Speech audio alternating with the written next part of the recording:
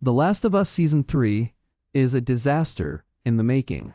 Here's why. The Last of Us has become a contentious IP for several reasons. For instance, there's been an obnoxious amount of disdain for the way that Abby killed Joel, even when it's explicitly clear and sympathetic why she would have wanted to kill him. The HBO Last of Us show doesn't censor or retcon Joel's murder at the hands of Abby, but it does take big strides to ensure that audiences can understand her reasoning well before she clubs him to death. It's these sorts of choices that water down The Last of Us Season 2 in comparison to The Last of Us Part 2. Now, with The Last of Us Season 3 in development, it was unclear if a subsequent season was being considered at all.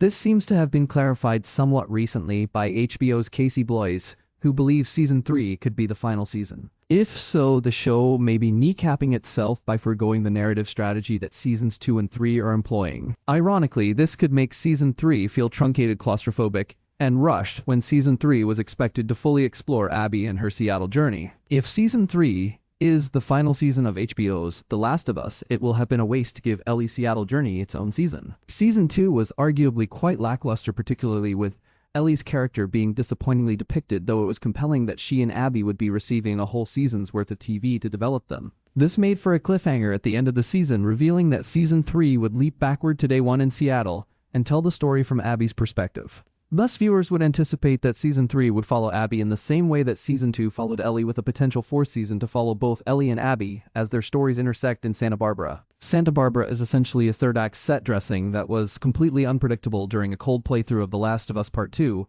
and it raises the stakes astronomically for both Ellie and Abby. Ellie, racked with guilt, pursues Abby in Santa Barbara, and eventually discovers that she had been captured and enslaved by a group called the Rattlers. Ellie then attempts to kill Abby, who no longer bears the exceptional muscle mass she previously had, but doesn't go through with it, after a somber flash of forgiveness and closure that she later reflects on, as well as the loss of 2 vital guitar-playing fingers. It isn't shown in-game who they meet when they arrive, but Abby and Lev take a boat to Catalina Island, where they were previously instructed to go to reach the headquarters of The Last of Us Fireflies. Santa Barbara isn't a terribly long chapter of The Last of Us Part 2 story, but it's significant enough that cramming it into the last 2 or 3 episodes of Abby's upcoming season would be egregious. Plus, with all that Abby endures in her Seattle journey easily being capable of filling out its own season, it's tough to imagine Season 3 including Santa Barbarana, to mention the intermission of Ellie and Dinah's farm life that precedes Eden, not being unsatisfying. While Ellie's season briefly introduced and teased The Last of Us Part 2 Seraphites, for example, they have a much more paramount role to play in Abby's journey. Likewise, it would be fascinating to see more of the Wolves WLF's Washington Liberation Front, even though those characters